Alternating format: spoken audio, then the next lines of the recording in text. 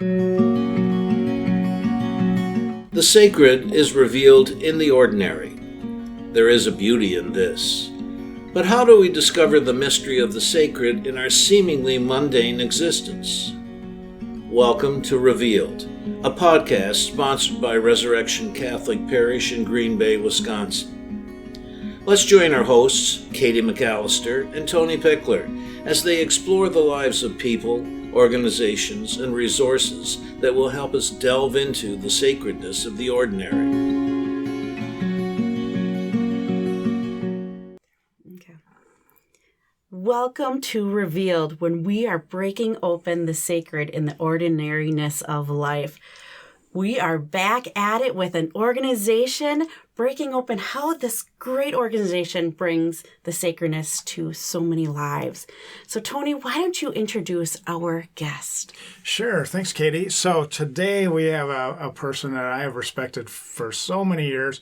I met her as we served on the Foundation's Health and Wholeness Board together, and she has been such an important contributor to our community, and that is Devon Christianson, the Executive Director for the Aging and Disability Resource Center of Brown County. So welcome to the show. Well, thanks for having me. So, Devon, can you just tell us a little bit about who are you? What is your background? How did you get to this point in life? And, what is your mission in life? Wow. Me personally? Yeah, but let's start personally. Yeah, we'll start personally. So it's kind of it's an interesting story, which really is when I was growing up, my parents were both teachers. And so when both your parents are teachers, summers are a little scarce, right? And you have one car for 5 people. And so with my siblings, if I wanted to work, which I desperately wanted to, I had to find where I could walk to. And so the closest place for me to walk to from our house was a nursing home. So at 15, I started as a water girl. And from there, went on to be a nurse's aide, did a lot of personal care all through college. And then grad school even, I stuck with it doing that kind of work. And when I left there and I had my degree, you're kind of spunky when you're that age. You just think, boy, I know everything, right? So I remember walking into the administrator's office and just saying, you are lovely people here and you care deeply about people, but there's another way for people to be in the world and to live. And I'll be back. And when I'm back, I'll be helping people relocate and live in the community. She thought I was full of it, right? Like, who is this spunky little person, just graduating from school? And sure enough, that's what I've dedicated my life to, is to really helping older adults live their best possible life and know that we had this, idea that where people went to live and die as they got older was in a nursing home. That was a good thing and a good place. And just knowing that the majority of people, 95% of people, live in the community. And so how do we make sure people know that that is the best option, surrounded by friends, family, neighbors who care for each other? So, just really everything that I've done, from prevention to intervention to social work. I started as a social worker then and was doing relocations and help people leave hospitals and help set them up so they could, again, be as independent as possible. I always say, though, that independence is kind of a misnomer. Right? That we're all trying to strive. This is the American culture, right? You have to be independent. Mm-hmm. Honestly, we don't. And we never really are. Mm-hmm. And so helping people understand that we're interdependent, even as children, we are dependent on our parents and our siblings, and we don't say, oh, that's a horrible state, right? Mm-hmm. As we get married or we have children, or we are interdependent with each other. And then as we age, it's a natural state for us to depend on each other. I don't know that independence is the goal. No. It is quality of life and letting people be where they want to be. Don't want to ever villainize nursing homes or assisted living, because honestly, they play a very valuable role. They just shouldn't be the primary role. How long have you been at ADRC? Holy moly, you're going to make me say that. So 32 years. 32 years. Yeah, wow. yeah, long time. I've seen it from its infancy. And really, we were a commission on aging. We only served older adults. And then we evolved into an aging and disability resource center through a huge grant that we wrote. And the shifts of the sand in the state around government programs all shifted around 2005, and we jumped out there and applied to become an ADRC, Aging and Disability Resource Center, because again, it makes some sense that it's not just older people, but people with disabilities have similar pathways, and we can do the best we can to, again, help them live where they want and how they want. So what would you say is the true mission of ADRC? So, I mean, we definitely have that beautiful vision statement and mission statement and values, right? That we all, I had the staff really build that. It wasn't me doing it. I mean, I drove the process, but I wanted this to come from the staff. But honestly, it's connecting everyone to a life of possibility. Imagine what a possibility can be.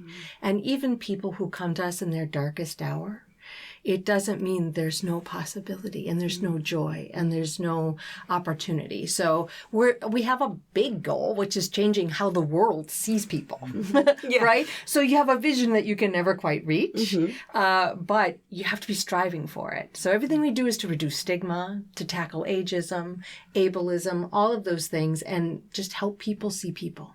That's really what we're about. So there's two groups of people that it seems that ADRC works with. And one is the group of seniors that come for resources and classes and things like that. And the other is all of those who have disabilities of some sort. So when you look at all of the people that ADRC helps, what are some of their biggest challenges? What are the hurdles that they face and that they need some assistance with? So it's kind of like, how long do you have, right? Because I'd say we have a humongous job. I think people look at it and say, oh, that must be easy. You help older people, right? And oh, how cute. How cute, right? Let's just all kumbaya and hold hands, etc. And I'll have students that come we and don't wonder. kumbaya in the confessional here. I'm just kidding. But I'll have students come who want to work in human services, right? And they say, oh, I really wanted to work with kids, but this was the available placement, so I guess I'll do it. And I will always say, you're in for a ride, because what you think is something very simple is probably the most complex work you're going to step into. So your question is loaded in the sense that we serve people 17 years and 6 months to death. We serve people with absolutely no money and no shelter to people who have millions of dollars. So it's everyone, students transitioning with disabilities from high school to say, what's a path for me, right? What employment? Do I need long-term care services? Do I need benefits? Do I need a guardian? So all of that kind of heavy-duty work with the goal of saying, what do you want to be in your life, right?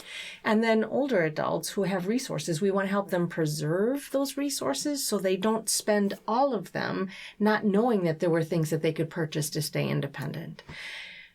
All these populations have some things in common. So the greatest things are a little bit different. I would say for the transitioning youth or younger folks with disabilities, it's securing affordable, accessible housing is like number one. You would be amazed. We've asked as advocates, which is another big thing that we do, is advocate for these populations of people that we serve. All of the high rises that go up that are well priced out of what most people can afford and also are not even accessible, without accessible showers, without accessible kitchens.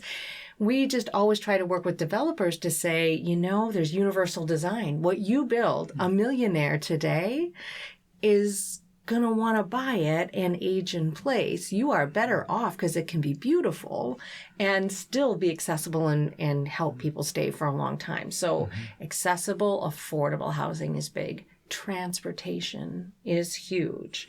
Accessing healthcare and public benefits. Undocumented individuals needing healthcare and accessing primary care that they desperately need but have no health insurance, right? Prevention and wellness, people coming to learn how to manage their diabetes, falls. the mortality rate of falls in our community. We have one of the highest falls rates, people getting picked up off the floor by EMTs, so many a day because people are falling in their homes. How do we prevent and delay that, right? Caregivers. So we also don't just serve youth and older adults. You can triple that population to the caregivers who provide that care. Families, we have, again, this myth that families don't care for people. That was the good old days. Well, I always want to break that myth because 80% of all care is actually provided by family and friends, not paid work. And we are walking into an abyss right now where we have more older people than we have younger people. And younger people are not choosing to go into professions that care for older people. We call it the caregiver burden index. And so we have about 2 people for every 10 person who needs care. So that could be a paid caregiver. So who is it that's doing that? We care deeply about those caregivers because our job is to empower them and give them tools so they can continue that incredibly valuable work. We have to. They often are working. They often have children of their own. They often are, if their parent moves to a location without transportation, I don't know, outside of the city of Green Bay, who's taking them to all the appointments? Who's getting their groceries? It's a full-time commitment, right? So it's all that.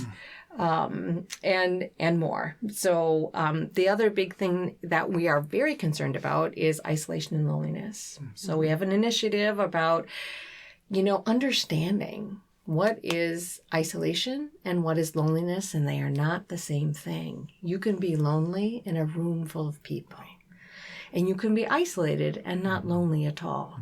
We had kind of this shock when we did our own survey of people who were coming to our building and coming to our classes to find that close to 70% were filling out an anonymous survey saying that they were lonely and they were in this room. So I just did a talk this weekend at another church and really loved speaking to the parishioners because for me, that's where a solution lies, is reaching out to individuals who may have been coming to the parish. They've gotten ill, they struggle to get out, and we need to not take no for an answer when somebody says, oh, it's just too hard to come. We need to have compassion and just not give up. Be unreasonably helpful, right? Just keep going at it. It would mean so much if you'd come with me, right? Or just because of all the capital they've built socially in their parish that you just hate to see that be something that people lose. So when we meet with people, that's what we're looking at, is understanding their individual story. So we have many social workers. We have many options counselors, we call them. And we help navigate 1,800 programs for older adults and adults with disabilities in our community to listen to your story and put the right pieces together to say, here's maybe what could be most helpful. We'll give you 3 or 4 to start with, and then we need to follow up because we can paralyze people by giving them too much, right? Beautiful. Great. So my first experience with ADRC was going to the Grounded Cafe. And it took me a moment to just kind of take it all in and just what is going on. I sat there and I ordered this delicious salad. It was served by people with intellectual disabilities. And I'm looking across the room and I see people with wealth. And then you look to the other side and there's people that are not as well off. And then I have people that I know from parishioners coming by and going to a class, and just the dynamic of that environment was so uplifting and so beautiful. And so could you kind of talk about why you set up Grounded Cafe and all the areas and how that all works together? Absolutely. So that touches my heart to hear you say that. So it's been very intentional. And I won't say without challenge, because I think most people feel like a government entity. We're technically a nonprofit, but I have 90% of my dollars are government-based. And I just always felt like if we only do what we're paid for, we're never going to change and reach this vision that we have, right? And one of the big stumbling blocks we were seeing over and over for youth and young adults who were trying to find employment is that that's great. You can get in a program. You can go and you can wash dishes. You can go where there might be supportive employment opportunities. And I just always felt like like my nursing home story, there's another story for people with disabilities, right? And I saw in 2018, actually, a story about a mom who had started a coffee house in South Carolina because she had 2 children with Down syndrome. And she thought either they're going to just graduate and leave the school system where there's all this support and sit in front of a TV, or she was going to try and figure something out.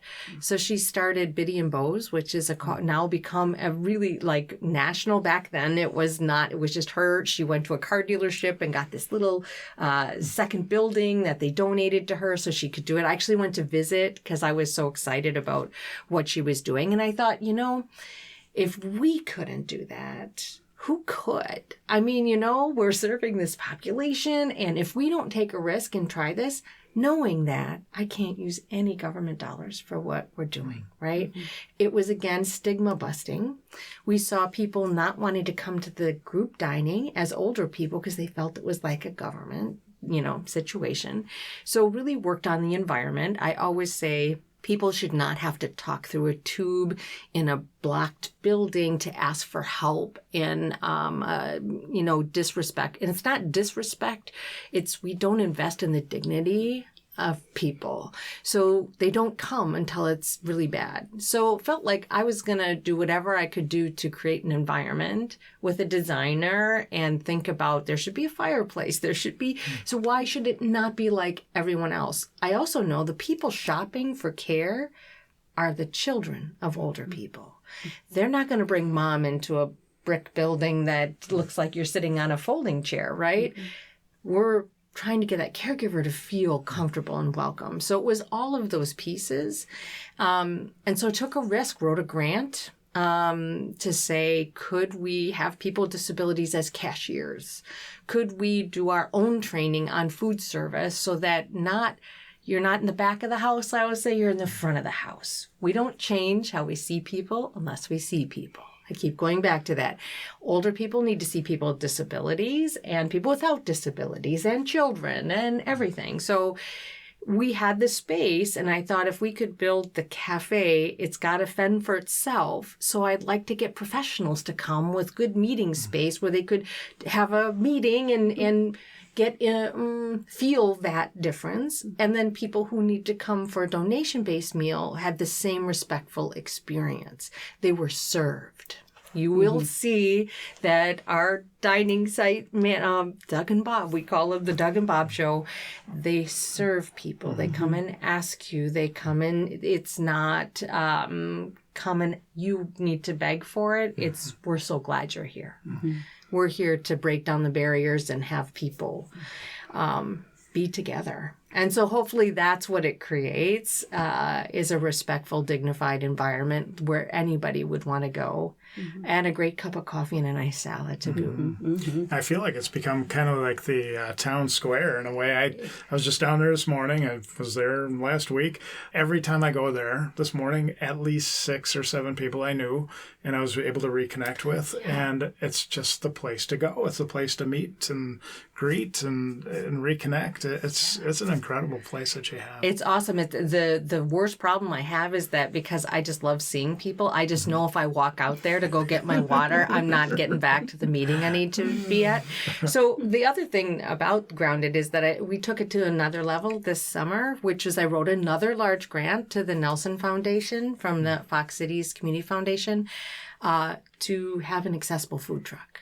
And that was no small event. It took us 1.5 years to get it built. People in wheelchairs are able to work on the truck. And I wanted to bring this to people. I didn't want people to say, I got to know where 300 South Adams is, but I want to reach isolated, lonely, rural communities, diverse communities who are afraid potentially to come in. We need to go to them, to employers. If they know who we are, then the caregivers know who we are, and then they'll search us out. So we have new employees that have disabilities that are on that food truck, and we are super stoked because they love it. It feels, what's more respect, we serve the government meal out of the food truck as well.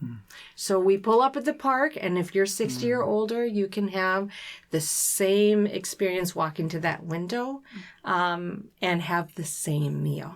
That's so cool. And I mean, food trucks are where it's at. Like, right? That is so cool. So you're staying with it and staying cool. Gotta be hip. Yeah, right? How can people get involved with ADRC? Is there a way for volunteers to come down and help you out and help with your mission? I mean, absolutely. There's no wrong door. So you can call, you can go on our website, you can fill out an application. We definitely have to do a volunteer application because we want to make sure that, background checks, all of that kind of stuff. This is a vulnerable population. We also serve, one of our biggest needs for volunteers is typically our home delivered program. So we serve a government donation base to 600 people a day in the community. And that's Meals on Wheels. That we are the only game in town. People know us as Meals on Wheels. That is us. That's you. Well, I did not know that. That is us. So we have a building across the street from us, and so we package and distribute. We have about 33 to 34 routes every day of volunteers. So that's how many we need every day, but we deliver it out to people. So that's a big need. But we also, once you do an application, we want to know more about you. There's so many places. We have volunteer class leaders. We have close to 500 volunteers, and I have 70 staff. So look at who really does the work of this organization. It is our volunteers, and we could not live without them, quite honestly. But they can be class leaders, educators, that at our front desk. They can help with office work if they like. They, again, can deliver meals. They can help bake in the cafe. They, you name it, we'll find a way for to make sure we got people involved. That's awesome. And how would somebody kind of on the flip side, how would they learn more about the services that you provide? That maybe they have a parent that's older, or maybe they themselves, or how would they learn more about what you can do to help them? Wow, so it's going on the road like this, right? We do booths and presentations and outreach events all the time. We have a great website. We make sure it's very functional, that people use it, not just scan it. We certainly do in value packs. We do whatever we can afford. We have a very small budget, as you might imagine. So much of it is elbow grease, getting the word out, but we're talking all the time. And whenever we get a special grant or pot of dollars, our magazine too, is we have about a 5,000 distribution of this. It's available electronically for free. So anybody can go right on our website, sign up. You'll always know what's on the menu, what's coming up, what are the classes. They're all here. And we also then drop them off at a whole lot of locations so people can pick it up. Perfect. And I'll put the link to your website in our description for this podcast. So check the description for the link. And I see so many homes that we go into for our money outreach program that have the ADRC magazine, which is so cool that they're connected in that way. All right. So Devon, we are called Revealed. So we're all about seeing the holy and the sacred in ordinary. And obviously you've described so much, but very pointed question of where do you see the sacred within ADRC? So one of the most important things that we do is just connecting with people, right? So when people walk in, we look at all the dimensions of wellness.